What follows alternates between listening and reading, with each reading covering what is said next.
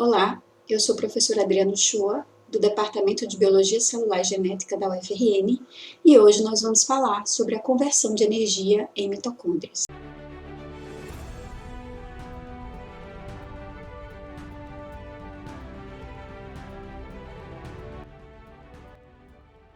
Todas as nossas células precisam de energia, e a energia necessária para as nossas células realizar trabalho é gerada nas mitocôndrias. As mitocôndrias convertem a energia química dos alimentos em energia química útil na forma de ATP, que ela libera para a célula realizar trabalho. A mitocôndria é uma organela formada por duas membranas, uma membrana externa que separa o conteúdo mitocondrial do citosol e uma membrana interna que envolve a matriz mitocondrial. E entre as duas membranas encontra-se o espaço intermembrana. É na membrana interna, na forma de cristas, que se encontram os complexos envolvidos na síntese de ATP.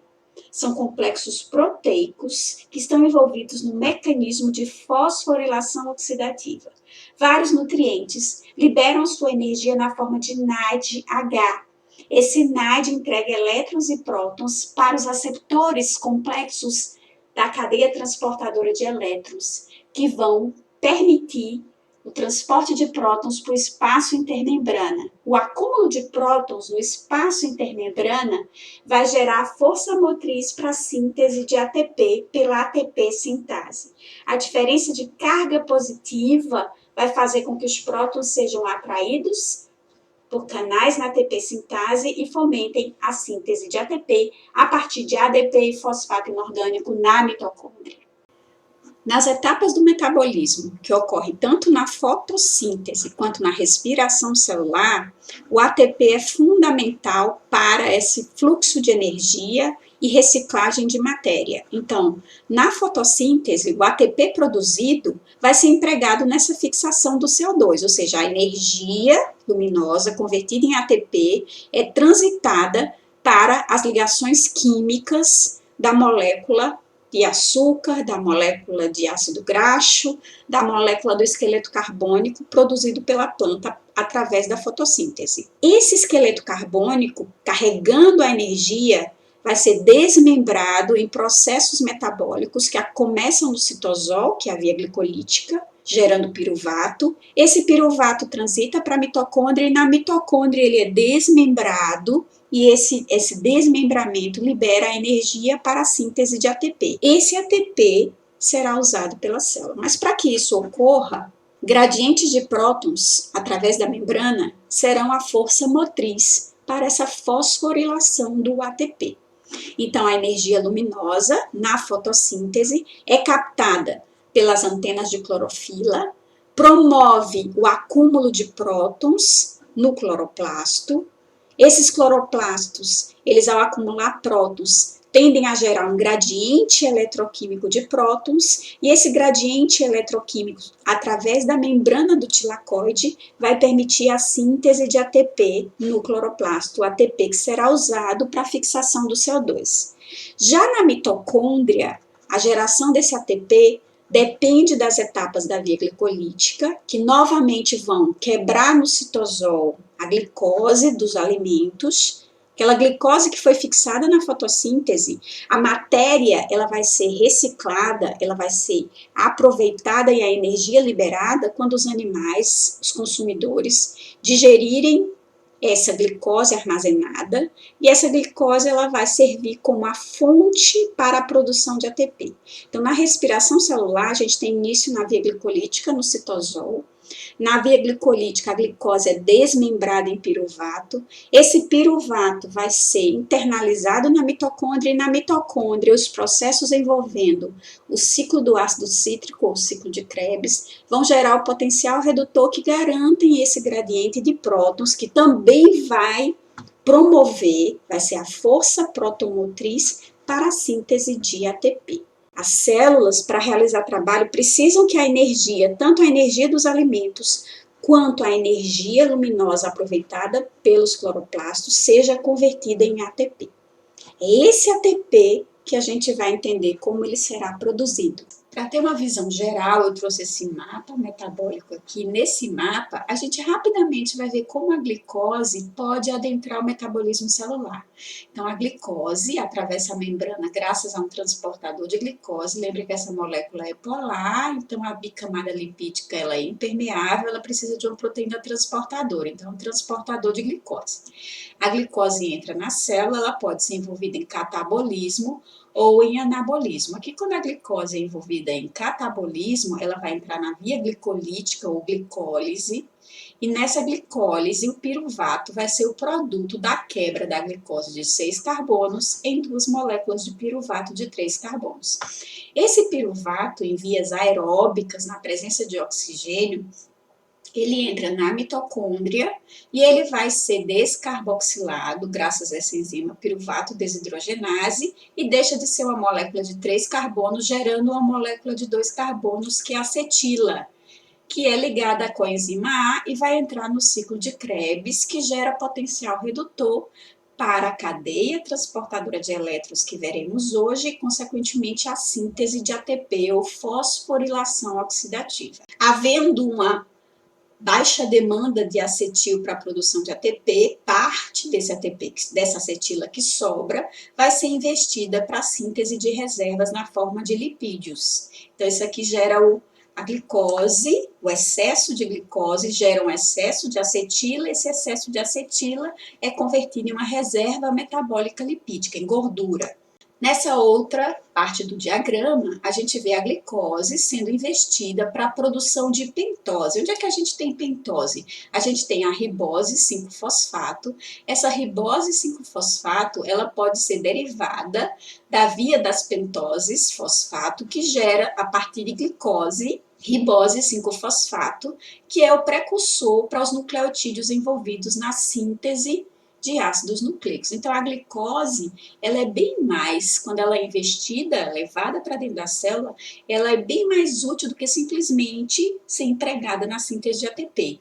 Ela pode ser empregada na síntese de ATP, fornecer energia para a célula, ela pode ser empregada em reservas energéticas, gerando acetilas, que vão ser investidas na síntese de lipídios, e ela pode ainda estar envolvida com a geração de um metabólito, que é a ribose 5-fosfato, que é o açúcar que vai fazer parte das bases nitrogenadas, fazer parte dos nucleotídeos combinados com as bases nitrogenadas, dos nucleotídeos componentes dos ácidos nucleicos. Então, quando a gente pensa em metabolismo de glicose para hoje, a gente vai falar aqui desse metabolismo que envolve o catabolismo.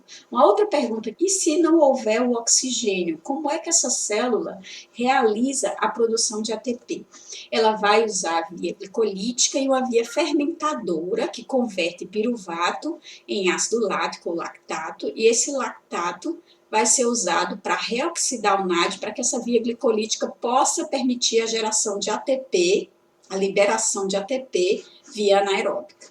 Mas a gente precisa conhecer a mitocôndria, entender qual é a outra estrutura dessa organela para entender onde os eventos ocorrem na mitocôndria. Então, aqui a gente tem a micrografia de uma mitocôndria, aqui a gente tem uma ilustração mostrando os compartimentos mitocondriais e aqui o detalhamento. Então, é possível ver que a mitocôndria tem uma membrana externa, e aí a gente lembra das aulas de evolução da célula e as hipóteses que explicam o surgimento dessas organelas nas células eucarióticas aeróbicas.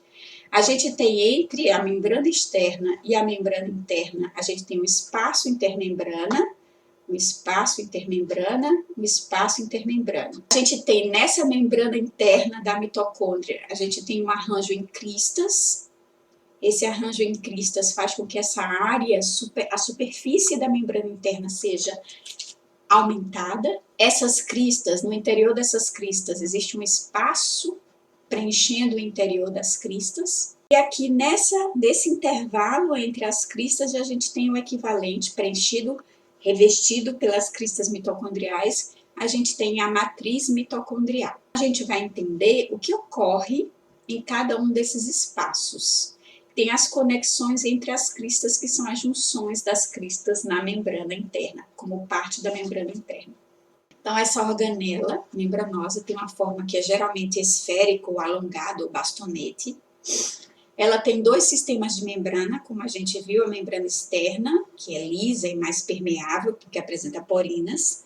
Ela apresenta a membrana interna, que é preguiada, mas é mais seletiva, ou seja, ela é mais impermeável, então ela, para permitir a passagem de metabólitos, ela apresenta transportadores de metabólitos, transportadores de elétrons e também enzimas do grupo das ATP sintases, que vão ser as responsáveis pela fosforilação do ATP. O espaço intermembrana será o local entre a membrana interna e a membrana externa, onde os prótons que fazem parte da força protomotriz vão se acumular e tendem, por uma diferença de concentração, a retornar para a matriz mitocondrial, que está compartimentalizada pela membrana interna, permitindo a fosforilação do ADP com fosfato inorgânico em ATP. Na matriz mitocondrial, nós vamos encontrar as enzimas envolvidas no ciclo de Krebs. O ciclo de Krebs é onde aquele acetila produzido a partir do piruvato vai ser decomposto, descarboxilado, e o potencial redutor contido nos prótons e elétrons vai ser conduzido para carreadores que irão entregar esses elétrons à cadeia transportadora de elétrons, à cadeia de oxidação e redução, que permite a síntese de ATP, gerando potencial protomotriz para essa síntese. Além disso, na matriz mitocondrial, como a mitocôndria tem DNA próprio, e a gente lembra da hipótese endossimbiótica da origem dessa organela a partir de procariotos aeróbicos, a gente sabe que as mitocôndrias têm DNA circular em várias cópias, e esse DNA, ao ser expresso, ele permite a tradução e a síntese de proteínas. Então, para que isso ocorra nessa mitocôndria, esse DNA tem que ser transcrito em RNA, e para ser traduzido, essa mitocôndria tem ribossomas, que são conhecidos como mitorribossomas. Então, para uma mitocôndria ter os seus genes expressos, ocorre a transcrição e a tradução. Para uma mitocôndria se dividir, ocorre ainda nessa mitocôndria, para que ela dê origem a duas mitocôndrias filhas, o processo de replicação do DNA. Tudo isso acontece dentro da matriz mitocondrial. Então, aqui só relembrando, na membrana interna a gente tem os componentes da cadeia transportadora de elétrons e as ATP sintases, importantes para a síntese de ATP. No espaço intermembrana nós vamos ter o acúmulo dos prótons, que vão ser a força motriz para essa síntese de ATP, para fazer com que a ATP sintase consiga condensar ADP com fosfato, fazer a ligação que gera o ATP, e a gente tem aqui na matriz os componentes tanto do ciclo de Krebs quanto os componentes envolvidos na manutenção e expressão do material genético da mitocôndria. Então aqui só mostrando que as mitocôndrias elas estão distribuídas por toda a célula, interagindo com outras estruturas. Aqui é possível ver a mitocôndria no axonema flagelar, várias mitocôndrias envolvidas com o trânsito, fornecendo ATP para o trânsito de vesículas ao longo do axonema flagelar. Além disso, nós temos aqui as mitocôndrias presentes no tecido do músculo cardíaco. O músculo cardíaco executa a contração, e essa contração para o batimento cardíaco requer muito ATP. Então, geralmente, em tecidos musculares de alta atividade, a presença de mitocôndrias será abundante. E elas se organizam próximos às regiões onde as fibras formadas de actinas e miosinas demandam bastante ATP. Então, aqui a gente vê a posição, nessas duas figuras, a gente vê a posição dos túbulos do retículo endoplasmático, e a gente vê que na mesma posição e associada a esses túbulos, a gente tem a presença também de mitocôndrias. Então, teve demanda energética, tem mitocôndrias. Essa estrutura, essa célula, vai apresentar um posicionamento, uma distribuição e uma posição de mitocôndrias organizadas de acordo com as demandas celulares. E aí a gente precisa relembrar um pouco desses processos de conversão de energia química. Aqui a gente tem a molécula de glicose. Essa molécula de glicose, em condições aeróbicas, na presença de oxigênio, nas vias que ocorrem na cadeia transportadora de elétrons da membrana interna da mitocôndria, esse oxigênio vai ser o último aceptor dos elétrons, que vão carreando a energia até a síntese de ATP. Então, nas mitocôndrias se concretiza o final da decomposição dessa molécula de glicose, que a gente falou que inicia lá no citosol, na via glicolítica. Na via glicolítica é gerado piruvato. Então, a glicose é quebrada, só relembrando, ela tem 6 carbonos, ela é quebrada em 2 moléculas de piruvato de 3 carbonos. Essa molécula de piruvato entra na mitocôndria, é descarboxilada, ou seja, sai um CO2 aqui do piruvato, então ela fica agora com 2 carbonos, formando a acetila. A acetila condensa com coenzima A e entra no ciclo de Krebs. No ciclo de Krebs, esses 2 carbonos das acetilas serão também descarboxilados. E os hidrogênios derivados do esqueleto carbônico da glicose, que transitaram para o piruvato, presentes nas acetilas, serão gradualmente, ao longo do ciclo de Krebs, ou ciclo do ácido cítrico, ou ciclo do ácido tricarboxílico, retirados e entregues para a nicotinamina adenina dinucleotídeo. NAD, oxidado, ao receber os hidrogênios, torna-se reduzido. Parte do NAD também vai vir da via glicolítica. Lá na via glicolítica também é gerado parte do potencial redutor.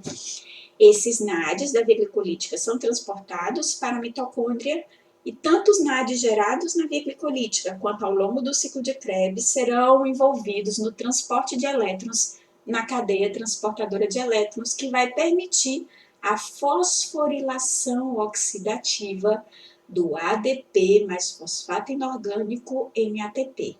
Nesse processo, o oxigênio molecular vai ser reduzido ao final. Os prótons e elétrons transportados pelo NAD serão atraídos pela molécula de oxigênio, que é extremamente eletronegativa, tem alta afinidade por esses elétrons, e nessa atração será gerada uma molécula de água.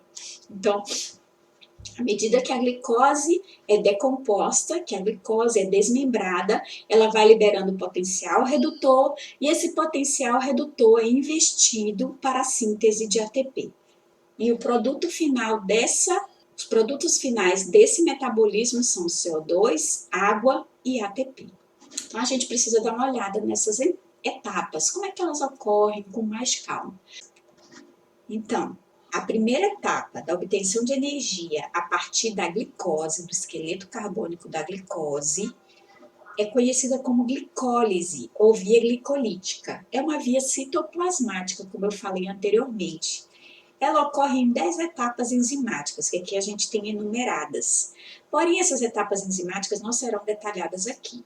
O que é mais importante que nós saibamos é que uma molécula de glicose de 6 carbonos é desmembrada ao longo dessas 10 etapas em 2 moléculas de piruvato. E nesse processo, parte da energia contida nessa molécula vai ser liberada na forma de ATP e na forma de potencial redutor, que é carregado pelos NADs, nicotinamina adenina dinucleotídeo. Esses NADs vão carregar os prótons e os elétrons extraídos da molécula de glicose ao longo dessa via. Esses NADs, eles vão ser empregados lá na mitocôndria para a síntese de ATP. Eles estão carregando os elétrons que serão empregados na síntese de ATP, que farão parte da cadeia transportadora de elétrons, que geram o potencial redutor, o acúmulo de prótons, que é a força motriz que a gente discutiu, envolvidas na síntese de ATP lá na mitocôndria. Primariamente, a gente tem a síntese de 4 ATPs aqui, a geração dessa energia útil aqui no citosol, mas a maior parte da energia útil contida na molécula de glicose, que foi decomposta em 2 piruvatos, ainda está armazenada nas suas ligações químicas. E será desmembrada no ciclo de Krebs, e nesse ciclo de Krebs, mais potencial redutor carregando prótons e elétrons contribuirá para a síntese da maior parte do ATP derivado da molécula de glicose. Então, a gente vê aqui que aquele piruvato, aquelas 2 unidades de piruvato gerados lá no citosol, entram na mitocôndria e uma enzima presente na mitocôndria chamada complexo piruvato desidrogenase descarboxila, tira o grupamento um dióxido de carbono aqui, descarboxila o piruvato, gerando acetila. Essa acetila é ligada covalentemente por esse complexo enzimático em uma coenzima. E essa acetilcoenzima A entra no ciclo de Krebs, agora uma molécula com 2 carbonos, entra no ciclo de Krebs se condensando com oxalacetato de 4 carbonos, dando entrada no ciclo do ácido cítrico, por causa aqui do citrato. E esse ciclo vai permitir com que toda a energia ainda contida na molécula de acetila derivada do piruvato e, consequentemente, da glicose, seja removido através da redução dos NADs. E esses NADs aqui, NADs e FADs, serão encaminhados para a cadeia transportadora de elétrons. Também quero realçar aqui que ao longo desse ciclo, que ocorre 2 vezes por cada molécula de glicose, porque para cada unidade de glicose são gerados 2 piruvatos, e cada piruvato descarboxilado são gerados 2 acetil-CoA. Essas acetil-CoAs vão passar 2 vezes pelo ciclo de Krebs, uma para cada acetila.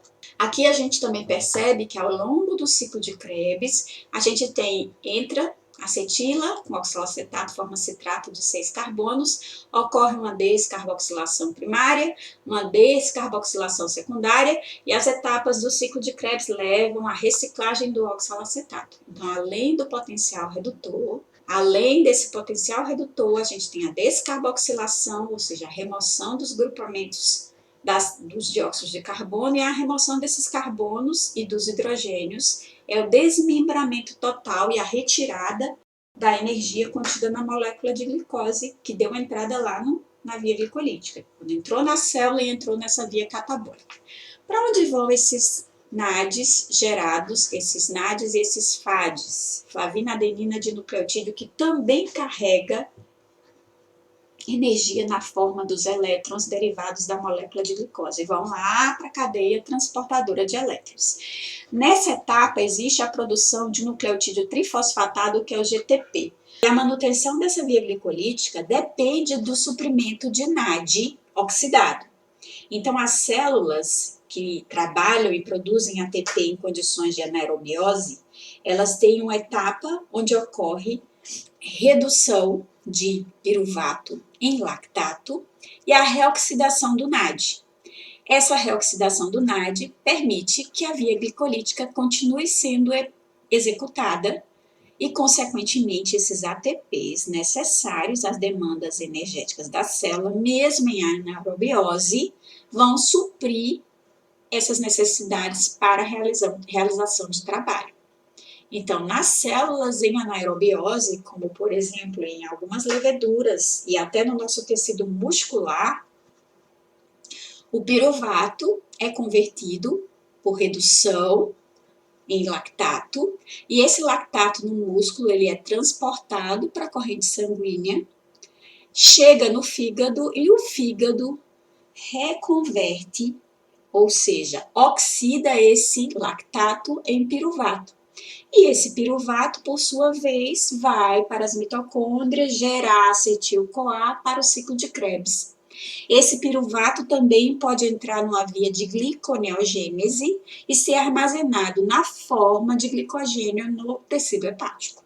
Então, esse é um modo que as células têm para manter a via glicolítica produzindo ATP sem exaurir os estoques de NAD oxidado necessário para que a via glicolítica seja realizada.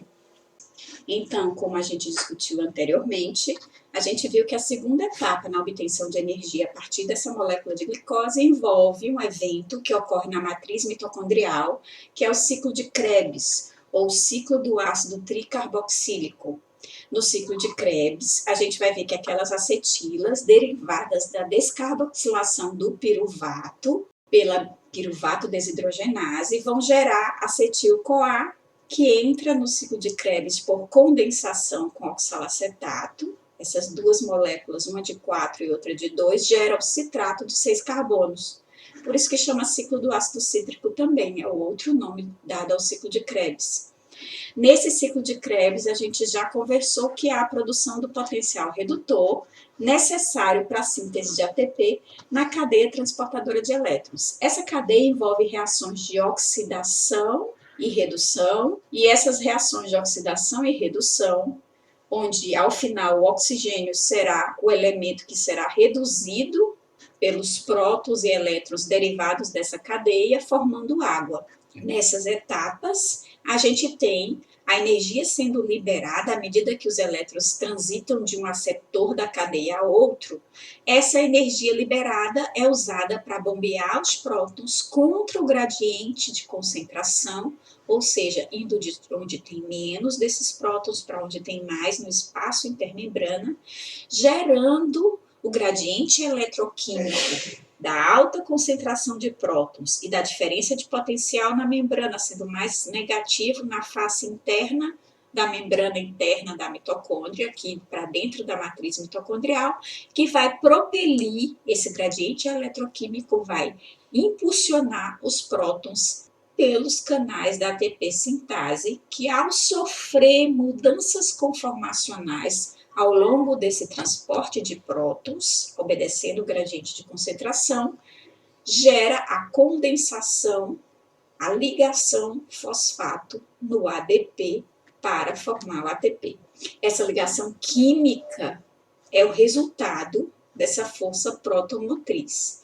E aqui a gente tem os componentes dessa cadeia transportadora de elétrons, os NADs, que vêm da via glicolítica e do ciclo de Krebs, da via glicolítica citosólica e do ciclo de Krebs na matriz mitocondrial, eles entregam esses elétrons à enzima NAD desidrogenase. Essa enzima é capaz de retirar, de capturar esses elétrons do NAD, reoxidando o NAD, que volta a estar disponível tanto para o ciclo de Krebs, para as etapas do ciclo de Krebs, para desmembramento da acetil-CoA, quanto para as etapas da via glicolítica. Então, esse NAD oxidado volta a ser empregado nesses eventos. Enquanto isso, os elétrons fornecem a energia ao transitar de um aceptor ao outro, fornecem a energia para o bombeamento desses prótons. Aqui a gente vê a succinato desidrogenase, que recebe os prótons e elétrons do FADH2, a albiquinona, que é uma intermediária do trânsito da NAD desidrogenase, da succinato desidrogenase, para o citocromo C redutase. Esses elétrons vão passando nessas reações de oxidação e redução, oxidação e redução, oxidação e redução, oxidação e redução, e assim sucessivamente até a redução do oxigênio em água. Após a citocromo C redutase receber os elétrons, o citocromo C que está oxidado captura os elétrons da citocromo C redutase, deixando essa oxidada e ficando ele reduzido. Esse citocromo C vai ser oxidado pela citocromo C oxidase, que por sua vez perde esses elétrons e prótons para o oxigênio, que é o elemento eletronegativo mais atraente de elétrons dessa cadeia. Então, à medida que esses elétrons transitam de um aceptor a outro, eles vão bombeando esses prótons, eles vão fornecendo a energia para que essas proteínas transmembrana, que têm a capacidade, que têm canais de transporte de prótons, façam esse acúmulo de prótons no espaço intermembrana. E esse acúmulo de prótons no espaço intermembrana que eu já falei que vai ser a força protomotriz para essa síntese de ATP. Mas pare e pense, qual será o efeito fisiológico na falta de oxigênio, na anóxia, nesse processo aqui? Qual será o efeito na carência do oxigênio como último aceptor de elétrons? Qual é a consequência da ausência desse elemento na respiração celular? A consequência é que todos esses eventos de oxidação e redução que acontecem ao longo da cadeia dependem do potencial de atração do oxigênio sobre os elétrons. No momento que o oxigênio não está presente aqui, os elétrons que estão na citocromo C oxidase, eles vão continuar reduzindo a citocromo C oxidase. Essa citocromo C oxidase não vai receber os elétrons do citocromo C, que continuará reduzido. Esse estando reduzido não vai receber os elétrons da citocromo C redutase. Então, a citocromo C redutase continuará reduzida. Essa, por sua vez, não vai receber os elétrons da ubiquinona, que para o trânsito de elétrons do FAD aqui, para a succinato desidrogenase, que continua reduzida, e para o trânsito de elétrons dos NADs, para a NAD desidrogenase. Essa parada no trânsito de elétrons faz com que a energia necessária para o bombeamento de prótons não esteja presente. Consequentemente, a concentração de prótons aqui não aumenta, ficando igual à concentração de prótons da matriz mitocondrial, e a energia protomotriz necessária para a ativação da ATP sintase e a fosforilação de ADP com o fosfato inorgânico em ATP para. A consequência é que essa célula, em determinado momento, vai exaurir a quantidade de ATP que ela necessita para realizar trabalho. Ela para de realizar trabalho, porque não tem ATP, ela não tem como ativar suas vias, suas proteínas de transporte, seus mecanismos de transporte através da membrana, suas enzimas envolvidas em síntese. Todo o trabalho na célula para por falta de energia. E esse trabalho, quando ele para, ele gera um efeito fisiológico. E aí, como exemplo, acidentes onde envolvem incêndios e esse incêndio consome o oxigênio disponível, o oxigênio vai ser usado na queima, ele tende a produzir essa combustão de componentes, tende a produzir moléculas, por exemplo, como o monóxido.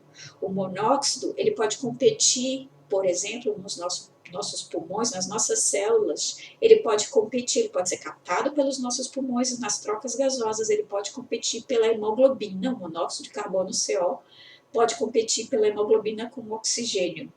Então, além da gente estar tendo a queima e o consumo do oxigênio, as nossas células começam a captar monóxido. A capacidade de ligação do monóxido é 500 vezes maior do que a do oxigênio, a nossa hemoglobina. E o que vai chegar nas nossas células é monóxido. O monóxido não tem o potencial oxidativo do oxigênio. Então, essa cadeia transportadora de elétrons, por exemplo, em uma anóxica causada pela queima e combustão de algum composto no meio, no incêndio, vai gerar a parada da cadeia transportadora de elétrons. E as células desse indivíduo presentes nesse ambiente serão intoxicadas por monóxido e, consequentemente, não terão ATP. E não tendo ATP, os músculos irão parar, o sistema nervoso central também tem uma demanda enorme de ATP, também irá parar o trânsito do impulso nervoso, e a tomada de decisão fica comprometida, e aquele indivíduo, ao ter parada cardíaca do músculo cardíaco, chega ao óbito. Então, a parada da cadeia transportadora de elétrons repercute numa parada do músculo cardíaco, na parada cardíaca e na morte, porque as células param de receber suprimento de oxigênio, porque quem transita o oxigênio através das células, leva o oxigênio no sangue, é o batimento cardíaco. Então, a tendência, quando ocorre a anóxia, é todos os tecidos sofrerem por falta do suprimento de oxigênio e, consequentemente, de ATP. Vamos olhar de perto essa força protomotriz. Aqui a gente tem a membrana externa da mitocôndria, a membrana interna da mitocôndria e o espaço intermembrana. Aquela cadeia transportadora de elétrons bombeia prótons para esse espaço intermembrana, gerando essa diferença de concentração, que vai, por sua vez, gerar um gradiente de concentração. Se eu tenho mais prótons aqui, a tendência através dessa membrana é que esses prótons migrem através de uma proteína, que seja um canal, e equilibre essa diferença de concentração entre os dois espaços delimitados pela membrana. Além disso, a gente tem um potencial elétrico gerado, porque eu tenho mais cargas positivas aqui, nesse lado da membrana, do que nesse lado que a concentração de H+ é menor. Então, eu tenho duas forças impelindo os prótons a transitarem do espaço intermembrana para a matriz mitocondrial. Um é a força da diferença de concentração, que é o gradiente de concentração. O outro é a força do gradiente de potencial. Aqui está mais positivo, então as cargas negativas, aqui a polarização negativa dessa face da membrana atrai os prótons aqui, por isso a gente chama de gradiente eletroquímico, que envolve a diferença de potencial e envolve a diferença de concentração. E a forma como esses prótons encontram para transitar do espaço intermembrana para a matriz mitocondrial envolve uma proteína que tem um canal de passagem para esses prótons. Essa proteína é a ATP sintase. Ela ocorre na membrana interna da mitocôndria e ela também ocorre, por exemplo, em procariotos aeróbicos na membrana plasmática. Então, a ativação dessa ATP sintase vai permitir a formação da ligação fosfoanidrido do ADP com fosfato inorgânico de alta energia, armazenando essa energia livre derivada dos compostos orgânicos que foram metabolizados ao longo dessas vias. Então, à medida que esses prótons passam, essa enzima, esse complexo enzimático da ATP sintase, faz com que esse ADP e esse fosfato inorgânico sejam ligados por essa ligação fosfoanidro de alta energia aqui, gerando o ATP. A ATP sintase é uma máquina molecular presente na membrana interna da mitocôndria e também na membrana plasmática de procariotos. Essa enzima ela é composta por uma região que apresenta canais que permitem a passagem de prótons acumulados no espaço intermembrana. À medida que esses prótons passam por esses canais, eles geram um fluxo semelhante a um fluxo da água que passa por uma comporta numa hidrelétrica, gerando uma energia que movimenta, que altera a conformação da ATP sintase. Esse movimento, essa alteração da conformação estrutural da proteína, graças ao fluxo de prótons, vai fazer com que a porção catalítica desse complexo ATP sintase promova a fosforilação da adenosina difosfato em adenosina trifosfato. Então, a gente está vendo o fluxo de prótons, esse fluxo de prótons rotaciona essa região do rotor da ATP sintase, gerando uma mudança conformacional no sítio catalítico, que promove aqui na porção F1 da ATP sintase a conversão de ADP e fosfato inorgânico em ATP. E aqui a gente vê o produto dessa síntese, graças a esse fluxo de prótons, através da membrana interna da mitocôndria, vindo do espaço intermembrana para a matriz. Então, aqui a gente está vendo a molécula da proteína e as mudanças conformacionais que essa estrutura sofre para a síntese de ATP. E ao final da quebra e do desmembramento da molécula de glicose, quanto é retirado em energia na forma de ATP? Se a gente olhar e lembrar, na via glicolítica, eram produzidos 2 NADs, esses 2 NADs eles vão ser oxidados lá na cadeia transportadora de elétrons para que eles voltem a fornecer condições para a redução, para a oxidação da glicose nas etapas da via glicolítica.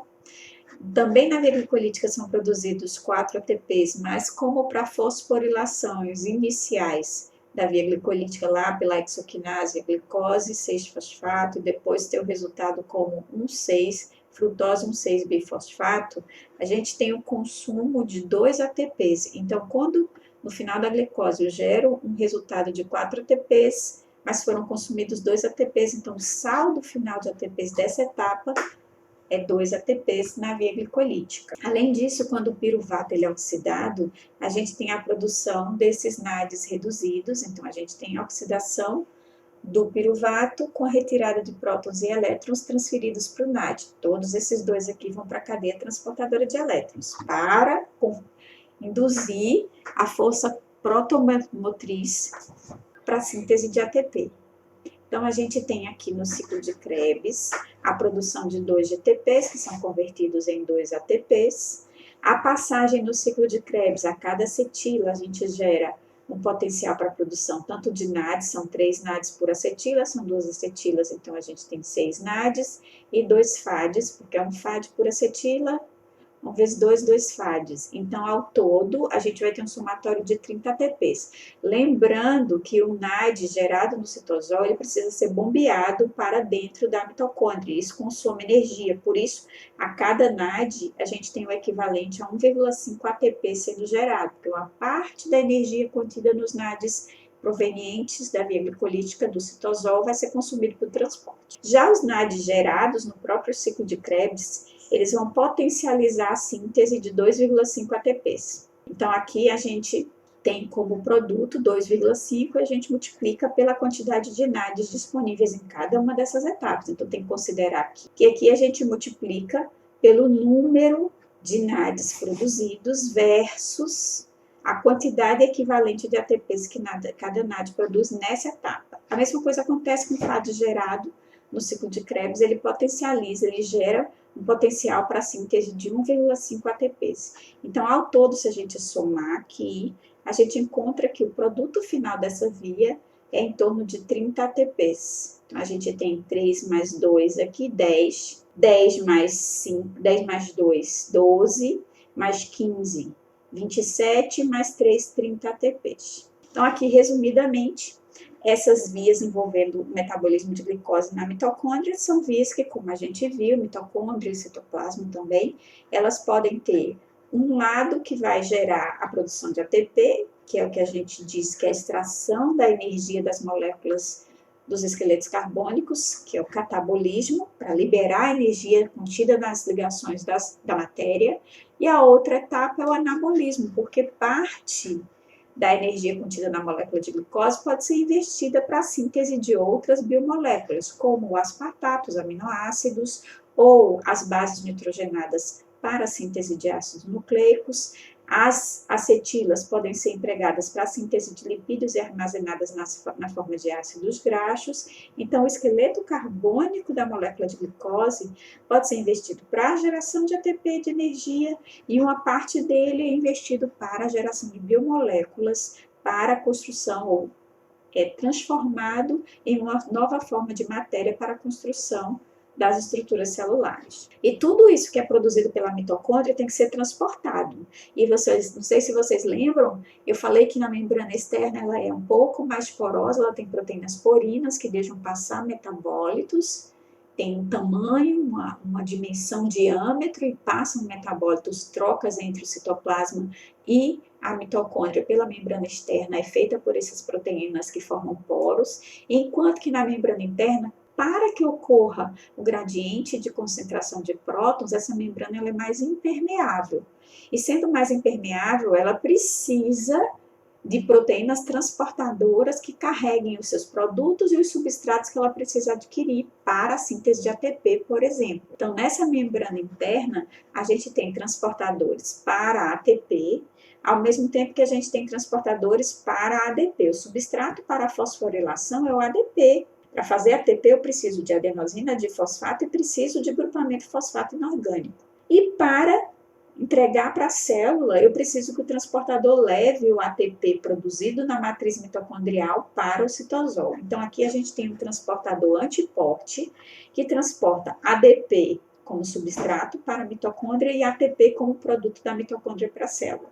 Então, a célula vai consumir o ATP e vai gerar ADP. O ADP retorna para a mitocôndria, para a nova síntese de ATP. Mas, para isso, a célula tem um transportador para fosfato inorgânico. Esse transportador também é um transportador antiporte, onde hidroxilas presentes com carga negativa aqui, presentes na superfície interna da membrana, na matriz mitocondrial, são transportados em sentido antiporte com a captação de fosfato inorgânico produzido da quebra de ATP na atividade no trabalho celular.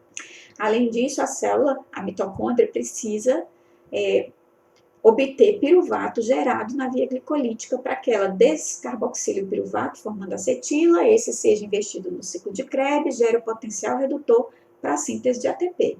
Então, existe na membrana da mitocôndria, na membrana interna, que ela é muito mais impermeável que a membrana externa da mitocôndria, que bombeia piruvato do espaço intermembrana, ou seja, proveniente do citosol, para a matriz mitocondrial. E é na matriz que vai acontecer a descarboxilação desse piruvato. Então, aqui só olhando um resumo dos eventos de conversão de energia que ocorrem na mitocôndria. Então, a gente lembra que a gente obtém nutrientes ou fonte de alimento que tem o potencial, a energia potencial para a síntese de ATP. Então, aqui a gente olha e vê quais são as biomoléculas, os esqueletos carbônicos que podem ser investidos na síntese de ATP. Ácidos graxos, que são captados com a ajuda de proteínas que carregam ácidos graxos nas membranas, e o piruvato produzido da via glicolítica. Ambos entrando na mitocôndria, o piruvato vai ser descarboxilado e forma acetil-CoA.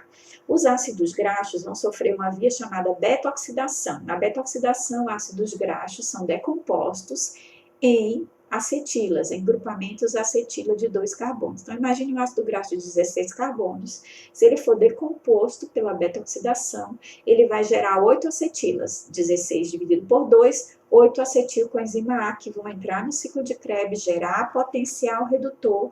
Esse potencial redutor carregando elétrons vai gerar o gradiente de prótons, que vai permitir com que as ATP sintases possam, com o retorno dos prótons, com essa diferença de potencial eletroquímico, ativar a fosforilação do ADP em ATP. Esse ATP sai para realizar trabalho na célula, para ser utilizado para realizar trabalho, e a quebra do ATP gera o ADP, que retorna para que a célula possa fosforilar novamente.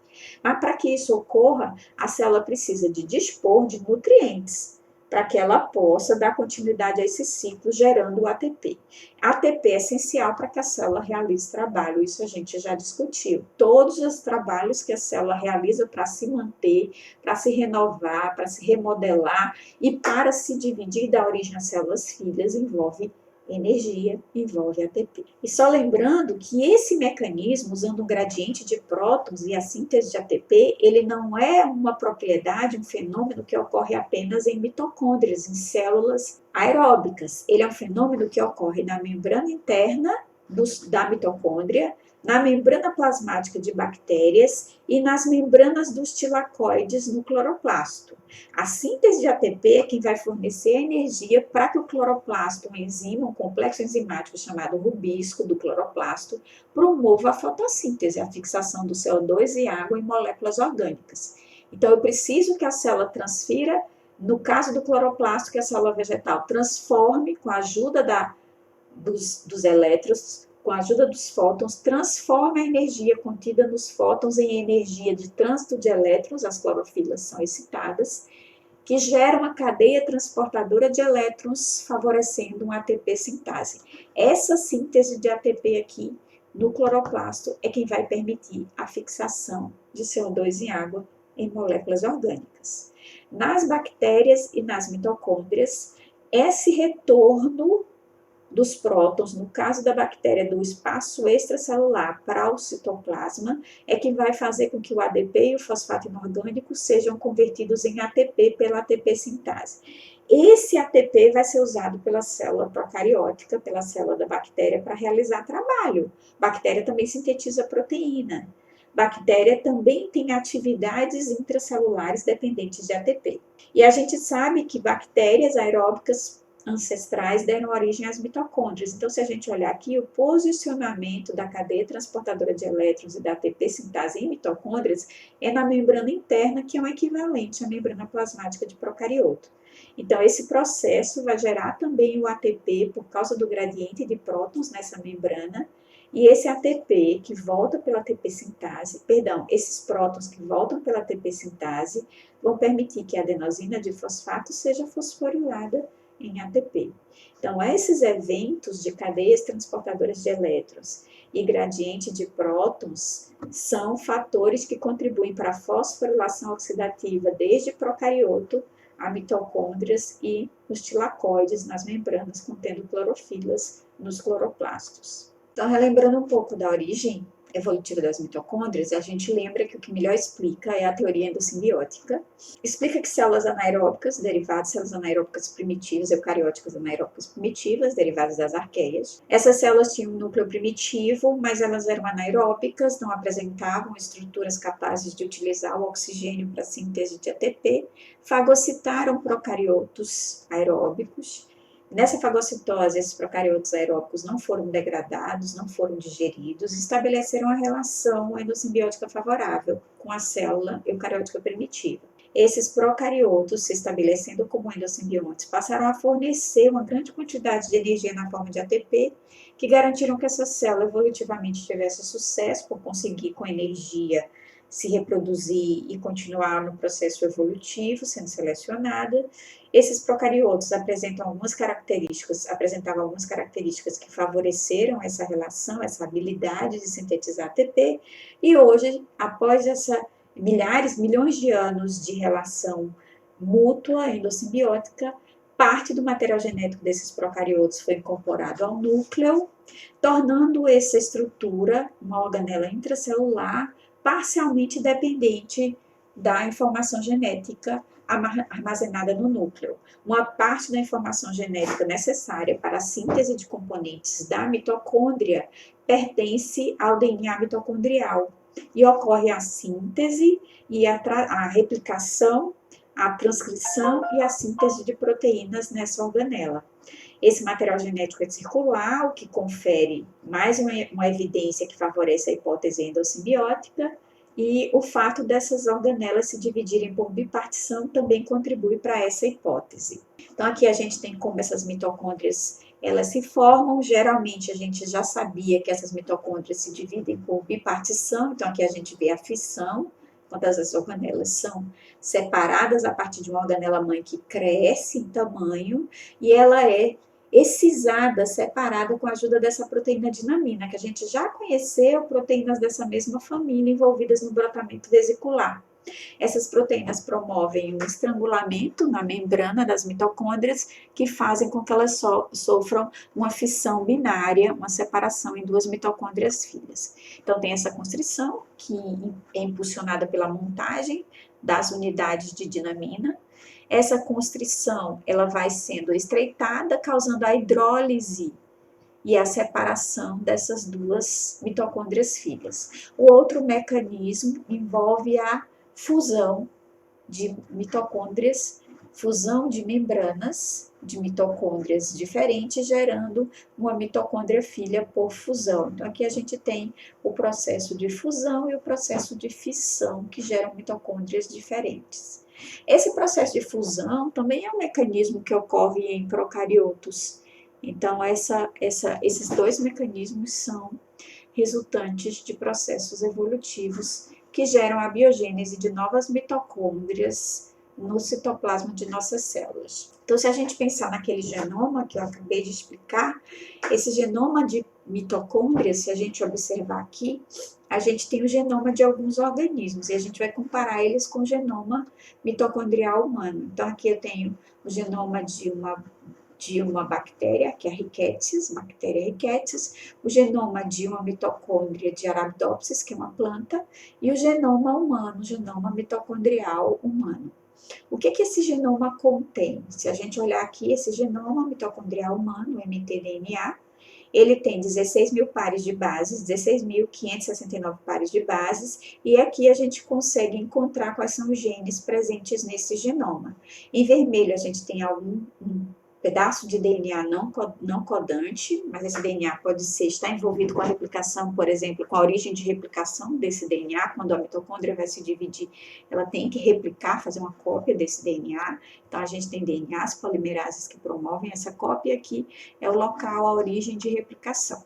Além disso, esse DNA contém os genes das enzimas mais importantes da cadeia transportadora de elétrons. Então, aqui a gente tem aquele citocromo B, a gente tem as subunidades das NAD-desidrogenases, a gente tem também as subunidades envolvidas, as citocromo C-oxidases e as subunidades envolvidas na síntese de ATP, as subunidades da ATP sintase. Todos os componentes, a maior parte dos componentes da cadeia transportadora de elétrons e da síntese de ATP estão presentes e armazenados no genoma mitocondrial. Só lembrando, parte do genoma mitocondrial no processo evolutivo foi incorporado ao genoma nuclear. 95% dessa informação para a montagem de uma mitocôndria já foi incorporado no genoma nuclear. Apenas 5% estão armazenados no genoma, no DNA mitocondrial, mas esse 5% envolve grande parte das atividades mais importantes dessa organela, que produz ATP. Além disso, nesse genoma em azul, a gente vê os genes que codificam os RNAs transportadores, porque se eu tenho um genoma, ele vai ser transcrito em RNA mensageiro, ele vai ser traduzido em proteínas. Alguém tem que trazer os aminoácidos. Então, aqui dentro da própria mitocôndria tem os genes para os RNAs transportadores e tem também os genes que codificam os RNAs ribossômicos para montagem dos mitorribossomas. Então, se eu tenho a tradução dentro da mitocôndria, tem que haver a presença de ribossomas. E esses ribossomas, mais uma vez justificando e dando uma evidência à hipótese endossimbiótica, esses ribossomas, eles são muito semelhantes em forma e estrutura aos ribossomas de procariotos. E aí a gente tem uma observação aqui. Em humanos, a herança desse genoma mitocondrial é materno. Por quê? Você sabe por quê? Por que a herança mitocondrial é materna? Bem, a herança mitocondrial é materna porque as mitocôndrias são herdadas do ovócito. As mitocôndrias derivadas dos espermatozoides, elas são submetidas a um processo de reconhecimento dentro do ovócito e são degradadas. Então, parte do genoma é exclusivamente materno, o genoma mitocondrial. O genoma nuclear é metade genoma paterno, metade materno. O genoma mitocondrial é geralmente um genoma de origem 100% materna. Então, vamos olhar como é que esse genoma atua. Então, a mitocôndria tem uma autonomia parcial pela presença desse genoma. Parte das proteínas e material para manutenção, a mitocôndria importa do citosol, aqueles 95%. Mas uma parte, graças ao DNA mitocondrial, ela mesma fabrica. E aqui o que a gente tem nessa tabela é a informação que confirma a hipótese endossimbiótica com relação ao padrão genético do genoma mitocondrial ter alta identidade com o genoma de procariotos. Então, aqui a gente olha nessa tabela como os nossos RNAs transportadores e ribossomas interpretam alguns códons presentes nos RNAs mensageiros. Então, esse códon aqui, por exemplo, uracila, guanina, adenina, lá no citoplasma, os RNAs transportadores não trazem nenhum aminoácido, logo o ribossoma se desacopla do RNA mensageiro porque esse códon significa códon de parada, fim da tradução. No entanto, se a gente olhar aqui para mamíferos, invertebrados e leveduras, lá na mitocôndria, esse códon, no RNA mensageiro, ele vai ser interpretado como adição do aminoácido triptofano. Então, o RNA transportador para esse códon, na leitura desse códon lá no ribossoma, no RNA mensageiro instalado na tradução da proteína, vai ocorrer a inserção do aminoácido triptofano. Já esse outro códon aqui, que é o códon adenina, uracila, adenina, vai também ser diferente a interpretação que os RNAs transportadores mitocondriais farão desse códon durante a tradução na mitocôndria. Ao invés de colocar a isoleucina nessa região, vai ser adicionado na proteína o aminoácido metionina, e assim sucessivamente, indicando o quão semelhante esse genoma é do genoma procarioto, que coincidem essas permutas de aminoácidos quando da tradução a nível mitocondrial. Então, aqui a gente tem uma parte do genoma que corresponde às proteínas da mitocôndria, traduzido aqui a partir da transcrição que ocorre no núcleo, traduzida aqui no citoplasma. Então, a maior parte das proteínas mitocondriais, 95%, é traduzido em ribossomas livres no citosol, e essas proteínas elas têm que entrar na mitocôndria. A outra parte é produzida a partir do DNA mitocondrial, e essas proteínas na mitocôndria vão ser endereçadas para os compartimentos respectivos. Então, em torno de 13 proteínas, aquelas envolvidas no transporte de elétrons e na síntese de ATP, são codificadas pelo genoma mitocondrial. Também codificado pelo genoma mitocondrial são os RNAs transportadores e ribossomos. Então, parte da proteína, 95%, é derivado do citosol, porque está codificada e armazenada a informação no DNA nuclear, e uma parte, apenas 5% do todo, é produzido pela própria mitocôndria graças ao genoma mitocondrial. E quando essa proteína ela é produzida no citosol, ela precisa ser transportada. Só que a mitocôndria ela tem duas membranas, uma membrana externa e uma membrana interna. Como é que essas proteínas produzidas no citosol são endereçadas para as mitocôndrias? Então, se a gente olhar aqui, existe na membrana da mitocôndria um receptor que permite a captura dessas proteínas sintetizadas por ribossomas livres no citosol. Mas para que isso ocorra, essas proteínas têm que estar endereçadas para o citosol com a sequência sinal de localização na mitocôndria. E na mitocôndria existem esses receptores que permitem a importação dessa proteína produzida no citosol para dentro da mitocôndria. Então, essa proteína ela é pescada por essa proteína receptora que está na membrana externa, E essa proteína, esse receptor, ele está acoplado a um complexo de translocador na membrana externa chamado TOM, Translocase de Order mitocondrial. Então, é um translocador da membrana externa da mitocôndria. E a gente sabe que essa mitocôndria tem duas membranas. Então, se uma proteína ela é da matriz mitocondrial, ela vai precisar transitar do citosol pela membrana externa, passando pelo espaço intermembrana, chegando à membrana interna e transitando por um translocador também na membrana interna. Então, aqui a gente tem um complexo TIM que faz a translocação, ou seja, transita a proteína aqui através da membrana interna. Então, essa translocação leva a proteína para a matriz mitocondrial. Chegando na matriz, essa proteína que tinha o peptídeo sinal endereçando para a mitocôndria sofre uma clivagem por uma peptidase sinal e a proteína madura é dobrada com a ajuda de chaperonas na mitocôndria, na matriz mitocondrial. Se é uma proteína solúvel, uma proteína, por exemplo, do ciclo de Krebs ou da beta-oxidação, ela será transportada para a mitocôndria por essa via.